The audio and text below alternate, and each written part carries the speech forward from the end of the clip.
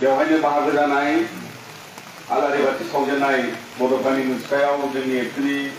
मानगोनां बोसोनगिरि आदा बि सोमखोर बसुमतारी आरो बेवहायनो जोंनि मावथि लोगो आफादगिरि उमेश दैमारि बिथां मिरु एबसुनि गुबुन गुबुन बिबानाव थानाय मावथि लोगोफोर जिल्लानि दख'रानि गासैबो बाहागो लाफैनाय जोंनि बेवहाय मावथि लोगो नोंथांमोन जोङो गोथौयै दुखु मोननाय फोरमायनायजों लोगोसे दिनैनि बेवहाय बड'फानि मुसुखाया बुखारलांजानाय आरो बेखौ लानानै जोङो बर' माहारिनि जानानै बिथांनि मुसुखानि साखाथिनिफ्राय जोङो बिथांनियाव निमाहा बियो जोङो बिथांनि सानथौ आरो सानस्रिजों लोगोसे बिथांनि मान सन्मान बुहुमाव बर' हारिखौ गेरेमसा माहारि महरै गायसननायनि थिरांथाजों बर'फोरनि थामोनथानि बर'फोरनि सुबुं मोनथायनि हिउमेन राइट्सनि सोमोन्दै बर'फोरनि हाबा हारिमु बर'फोरनि थांना थानायनि गासैबो बिथिंखौ गोजौआव दोननानै बड'फा उपेन्द्रनाथ ब्रह्म बिथाङा बर' हारिनि थाखाय दुलाराय बर' फरायसा आफादनि आफादगिरि जानानै बिथाङा गावनि बेबायदि मोनसे बिहोमा होलांबाय आरो बेखौ लानानै दिनै जों साफ्रोम थांनानै थानाय बर' फिसाया जों मिथिगौ जे बिथांखौ बर'नि सासे दानि दिनैनि आथिखालाव जोङो बर' हारिनि गेजेराव दिनै सासे बर'नि बिफा होननानै दिनै फादर अफ द बड'स होननानै जोङो बुहुमनि गेजेराव बिथांनि बेबादि मुंजों लोगोसे बर' हारिनि सिनायथि आरो गनायथिखौ लानानै जोङो दिनै बर'फ्रा थांनानै दङ दा बेखायनो मानगोनां नोंथांमोन बिथांनि मुसुखानि साखाथिनिफ्राय जोङो दिनै दुलाराय बर' फरायसा आफादा बेबादि जाय सुबुंफ्रा बड'फाखौ सिनायनानैबो सिनायै बायदि आखु सिनायनानैबो सिनायै बायदि आखल बिथांनि मुसुखानि सायाव अयथासार खालामलांनाय बिथांनि मुसुखाखौ देखायलांनाय मानि दिनैनि दिनाव बड'फाखौ बेबादि खालामलांनायानो आरो बड'फानि बेबादि मुसुखायाव देखायलांनायानो बर' हारिखौबो देखायनाय फोरमायनाय जादों मानोना बर' हारिनि बिफाया बड'फा उपेन्द्रनाथ ब्रह्म जोंनि दिनैनि दिनाव बिथांनि जिखिनि बर' हारिखौ दाफामनांगौनि थाखाय बयखौबो फोजाखांनाय एबसुनि आफादगिरि जानायनि उनाव गासै बर' हारिनि मोनफ्रोमबो खोन्दोनि सुबुंनि जावरिखांनायाव दिनै जों बर'फ्रा बेबादि मोनसे राजखान्थि अधिकारखौ लानानै जोंनि हालामाव जोङो दिनै थांनानै थानायनि आरोबाव आद्रा खामानिखौ मावनो थाखाय जिबादि माखासे बर' माहारियारि बादखौ लानानै थांनानै थानाय जों बर' सुबुंफोर दङ बेबादि मोनसे नेरसोन आरो थासारिखौ लानानै बिथांमोना बेबादि मोनसे माने खास्रि बिस्रि जि मोनसे खामानि मावबाय बियो बर' माहारिखौ जोबोद खहा होदों बर' माहारिखौ दुखु होदों आरो जों बयखौबो दिनैनि दिनाव बर' माहारिनि थांनाय थैनायजों लोगोसे राजखान्थियारि अधिकार आरो गुबुन गुबुन मोनथायखौ लानानै फोजाखांनानै होलांनाय सासे दैदेनगिरिखौ लानानै दिनै बर'नि बिफानि सायाव बेबादि अयथासार जानायखौ दुलाराय बर' फरायसा आफादा जों अरायबो गनायनाय नङा दुलाराय बर' फरायसा आफादा जोङो गोबां खेब गोबां जायगायाव बायदिसिना बर' माहारिनि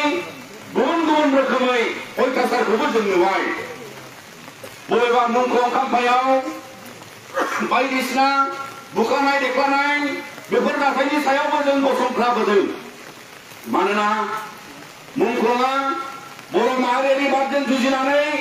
बर' हारिनि थाखाय जिउ बाउसोमलांनाय बिथांमोना गोबां गोबां जायगायाव बिथांमोननि मुङै लुनाय मुंख्लं खाम्फानि सायावबो सोरबा सोरबा दाबो अयनाय अनागार खालामनायखौ नागाराखै माबा जों नुदों दुलाराय बर' फरायसा आफादजों गायसनजानाय इउनिटि सार्भाइभेल एन्ड प्रस्पेरिटिखौ नोजोर बोनानै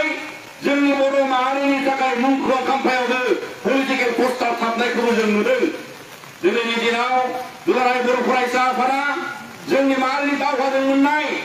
बे खुंथाय बेबस्थायाव जायखिजाया सरकार जाया मानो जायखिजाया खुंथाय बेबस्थायाव जायखिजाया पलिटिकेल पार्टियानो खुंथाय खुङा मानो दिनैनि दिनाव बेवहाय बड'फाजों लोगोसे गुबुन गुबुन जोंनि माहारिनि एनडिएफबिनि बिएलटिनि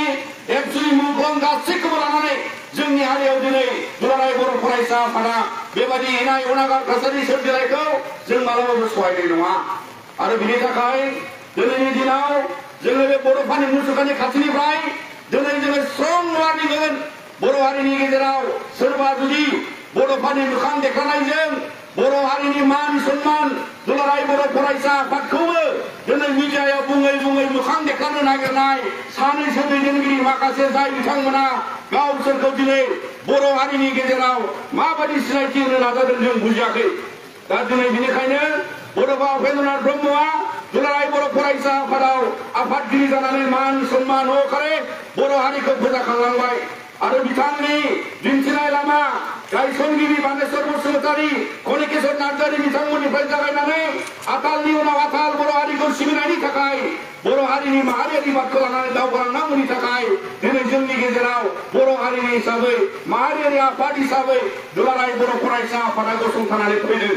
आरो दिनैनि दिनाव बर' माहारिनि जेंनानि गुबुन गुबुन मोनथायनि समाधाननि थाखाय गोबां रोखोमनि दावहा खैफोद जोंनि जुजिनाय सोमावसारनाय बे गासैखौबो दिनै जारिमिनाव रुजुनानै नायोबा दिनैनि दिनाव बर' माहारिखौ दाफ्लांनायनि गोहोआव दुलाराय बर' फरायसा आफादा 1 नाम्बार पजिशनाव जायगा मोनो दा बिनि थाखायनो मानगोनांथांमोन दिनै बड'फानि मुसुखानि खाथिनिफ्राय आरोबाव जोङो खावलायगोन जे जाय बिथांमोना दिनैनि आथालनि दुलाराय बर' फरायसा आफादनि दैदेनगिरिनिफ्राय लानानै आरो गुबुन गुबुन बिथिङाव राजखान्थियारि जेंनानि समाधाननि सायाव दिनै बिथांमोना बायदिसिना समालोचना खालामो आरो बिथांमोना बर' माहारिनि गेजेराव हेंथायै बाथ्रा बुंनो लानायनि उननिफ्राय दिनै बड'फानि मुसुखा मुखबनाय जादों दिनैनि गेजेराव बबेबा बड'फा अफिसाव बबेबा जोंनि एबसुनि गुबुन गुबुन जायगायाव थानाय अफिसफोरखौ गाग्लोबनाय जोंनि गुबुन गुबुन जायगायाव थानाय मुंखौ खाम्फाफोरनि सायाव इनाय अनागारै बायदिसिना आगोलाव देख्लाबनाय बायदिसिना पस्टार खाबनाय बेफोर दिनै हारिनि गेजेराव जायगा मोननाया जोबोद दुखुनांथाव बाथ्रा दा बेनिखायनो मानगोनांथांमोन जोङो बुजिनांगोन जे दिनैनि दिनाव बर' माहारियाव जिखिनि राजखान्थियारि समाधाननि थाखाय दावहा जाबोदों आन्दोलन जाबोदों दिनै बिटिआर गोरोबथाखौ लानानैबो गोबां माखासे खैसारि खालामनानै दुसिनो नाजानाय जों नुनो मोनदों दिनै बिथांमोना बुजिना बुजिया जों मिथिला नाथाय बिटिआर गोरोबथायाव बेवहाय दुलाराय बर' फरायसा आफादजों लोगोसे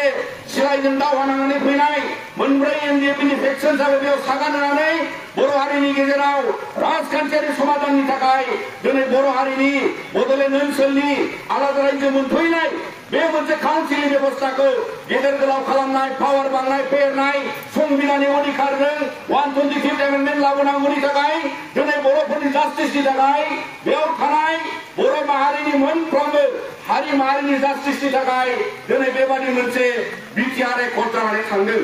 आरो दिनैनि दिनाव बे संबिधाननि अधिकारखौ लानानै जाफुंसारनांगौखौ लानानै दुलाराय बर' फरायसा आफादा 125 एमेन्डमेन्टखौबो दिनै पार्लामेन्टआव जाफुंहोनांगौनि थाखाय पलिटिकेल लिडार्सफोरखौ जों खावलायो पलिटिकेल दैदेनगिरिफोरनि सायाव बेबायदि मोनसे प्रेसार थानांगौ मानोना दिनै बिटिआर गोरोबथाया दुलाराय बर' फरायसा आफादनिल' नङा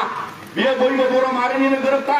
दिनै एनडिएफबिनि आन्दोलनाव हाजार हाजार मुंख्लं जालांबाय आरो बेबादिनो मोनसे जोबथा महराव बिटिआर गोरोबथा जाबाय जाय बिटिआर गोरोबथाजों दानि शिक्षित काउन्सिलनि मेम्बार बारायनाय एरिया बारायनाय बे जे मोनसे गुदि बे गोरोबथानि मावफुंनांगौ खामानिखौ बिनिखायनो दुलाराय बर' फरायसा आफादा खावलायदों जे बेवहाय जि गोदानै सरकार जागोन बिपिएफ हान्जानि दैदेननायाव बिथांमोनाबो बिटिआर गोरोबथानि सायाव बाथ्रा बुंनांगौ आरो बिटिआर गोरोबथाखौ मावफुंनायाव पलिटिकेलि बिथांमोनाबो खामानि मावनांगौ होननायनि बिबाना बयनियाव थायो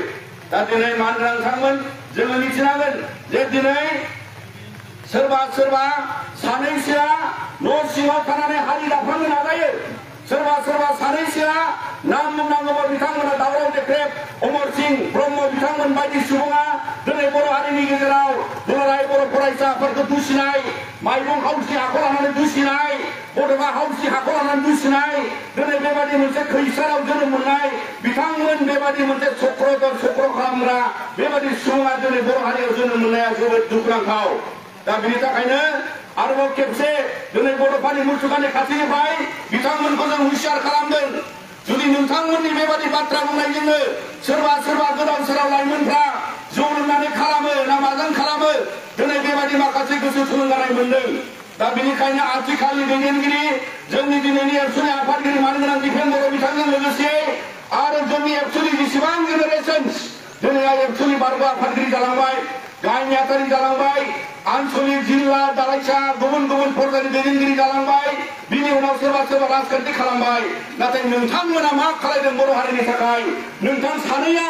अमर सिंह आरो दावराव देख्रेबमोना बर' हारियाव मा कन्ट्रिबिउसन लाबोदों नोंथांमोना बेखौ दिनैनि हारिनि गेजेराव नोंथांमोना बेखेवनानै होगोन दुलाराय बर' फरायसा आफादनि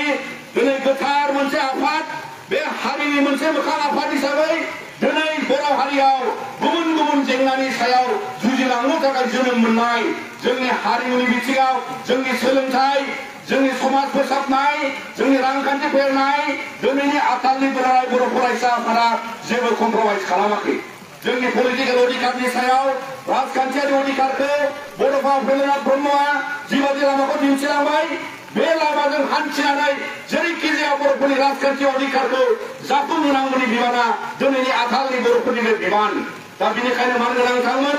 आरोबाव खेबसे बर' रायजोआ जों सांग्रां जानांगोन बर' रायजोआ जों मिथिजोबनांगोन जे दिनै जाय मानसिफ्रा न' सिङाव थानानै बर' हारिखौ दाफ्लांनो नागिरग्रा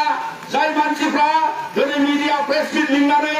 एबसुखौ दुसिनाय एबसुनि दैदेनगिरिफोरखौ दुसिनाय गुबुन गुबुन रावै फान्दायनानै बायदिसिना खैसार खालामनाय बिटिआर गोरोबथाखौ दुसिनाय दिनै बिथांमोना बर' हारियाव बेसेबांबा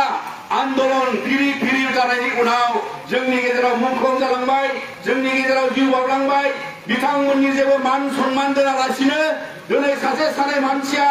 आफादखौ दुसिनाय बर'नि गोरोबथाखौ दुसिनाय बर'नि गोरोबथानि सायाव खैसारि राजखान्थि खालामनाय बेफोरनिफ्राय गोजानाव थानांगौ मानोना बर' हारिया दिनैनि दिनाव जों गासिखौबो नुबोबाय बिथां सानैमोना जेब्ला बड'लेण्डआव गावजों गाव बिदा फंबायनि गेजेराव 2007, 8, 9 बुलाय सोलायाव बेसेबां बर'नि बावहाय लाइमोनफ्रा जिउ खहा जादोंमोन गोरों गोराया गावथारजादोंमोन बुथारजादोंमोन नोंथां सानैया बाहाय उन्दुनानै दङमोन बहा उन्दुनानै दङमोन नोंथां सानैमोना आरो बे समाव जोङो दिनै बेफोरबादि थासारिखौ नोंथांमोना दिनैनि दिनाव गोसोआव ला नोंथांमोननि न'आवबो गाग्लोबनानै दं गोसो जायोबा दिनै जों बड'फानि सार्थआव नोंथांमोननियाव अयथासारखौ जों नुया आरो बिनि थाखायनो दिनै जोङो बेवहाय बड'फानि बे थानसालियाव थानानै बड'फानि मुसुखानि खाथियाव थानानै जों अराय माहारिनि गोजोनखौ हास्थायनानै जोंनि माहारिनि गेजेराव नोंथांमोन बादि आरो जोनोम दामोनथों नोंथांमोन बादि बेवहाय बर' हारिनि खैसारि खालामग्रा माखासे रुम सिङाव थानानै जाथि दानो नागिरग्रा नोंथांमोन बादि दैदेनगिरि जोनोम दाजाथों दिनै बड'फा उपेन्द्रनाथ ब्रह्मआ बर' माहारियाव जोंखौ फोरोंलांदों आरो दुलाराय बर' फरायसा आफादनि जाय संबिधान बादियै दिनै जोंनि बर' माहारियाव जोङो गासै सेन्ट्रेल डिस्ट्रिक्ट जिल्ला जोंनि गासै आनसलिक कमिटिस जों बयबो संबिधानिक मर्यादायाव थानानै खामानि मावदों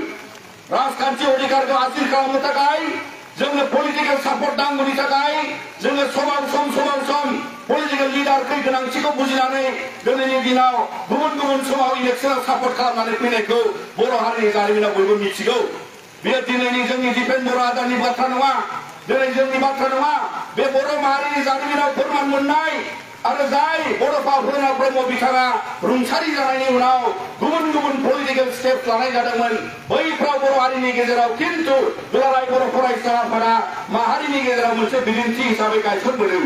जाय समाव ओरैबायदिबो जाबोबाय जे एमएलए इलेक्शनाबो आनकन्टेस्ट मानि थाखाय आनकन्टेस्ट जाबोदों बे समावलाय मानोना बर' माहारिनि गेजेराव सोमावसारनाय दुलाराय बर' फरायसा आफादनि जि मोनसे गोहोम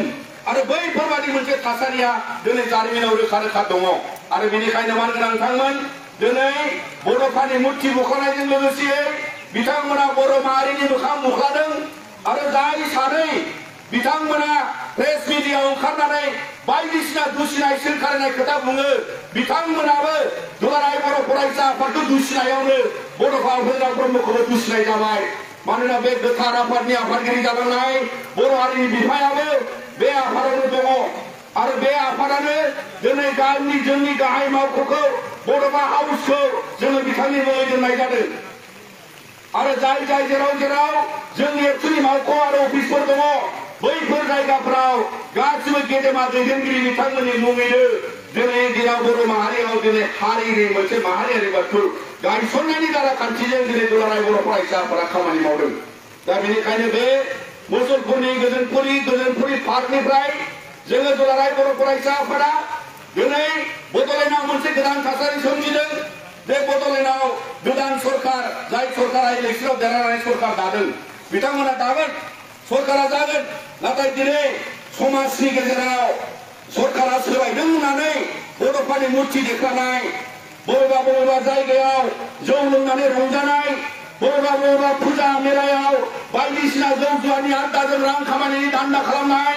दिनै जोंनि हारियाव बायदिसिना गुलाय गुजाय थासारि सोमजिनो नाजाहोनाय बेफोरबादि थासारिखौ दुलाराय बर' फरायसा आफादा अराय जुजिबोदों आरो इयुन समावबो बांद्राय जुदि बेबादि लामा लायोबा जोंबो जुजिगोन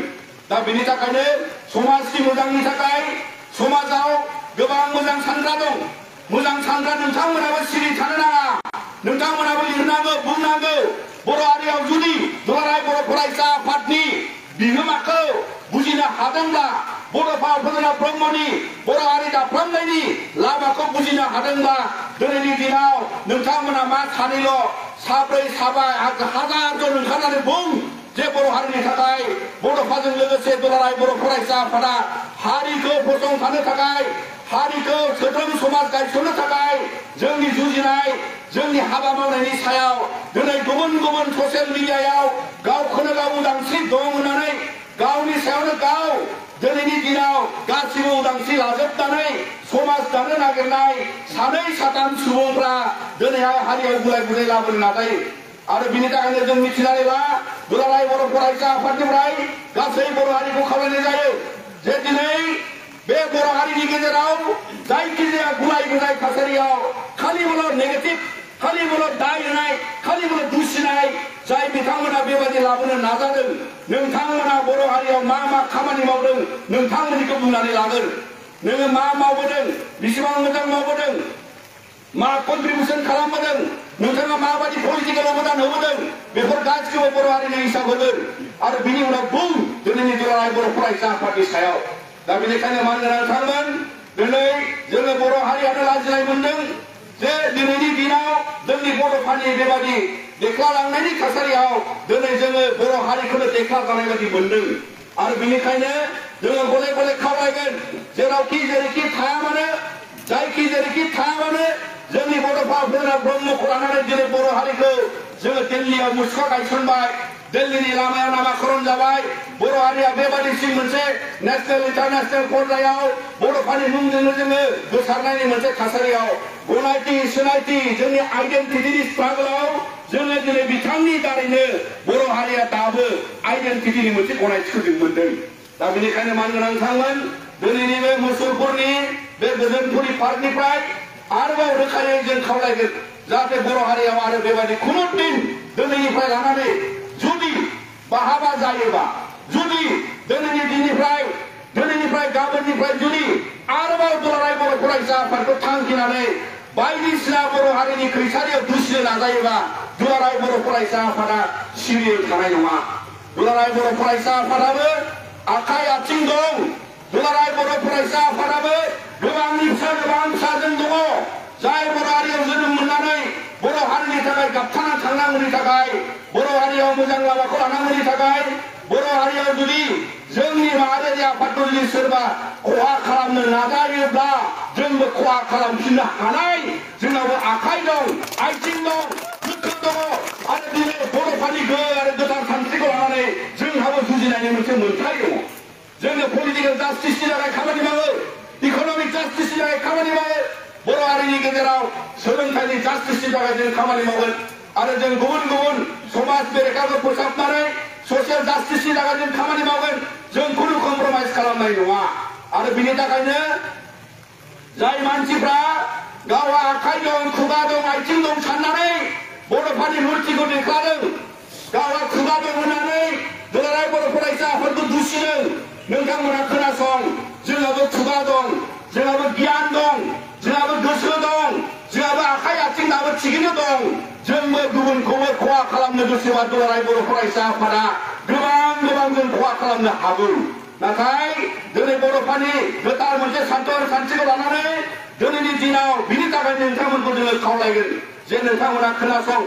जोंनि दुलाराय बर' फरायसा आफादा फोसावजोब जोंनि बे बाथ्राफोरखौ दिनै जाय मानसिया दुलाराय बर' फरायसा आफादनि हेंथायै बाबा फन रायलायनानै बाबा रेकर्डिं खालामनानै फेसबुकाव बुंबानो बिथांमोना गावखौबो देरहानाय सानदों जानो हायो नाथाय नोंथांमोना देरहायाखै नोंथांमोना साबधान जा दुलाराय बर' फरायसा आफादा बुथुमगासिनो दं नोंथांमोननि थयथ' पार्टी नोंथांमोननि गासिबो बुथुमगासिनो दं जोङो सानसे बेलासे नोंथांमोननि सायावबो जों गोख्रै गाग्लोबगोन जोंनि गाग्लोबनायाव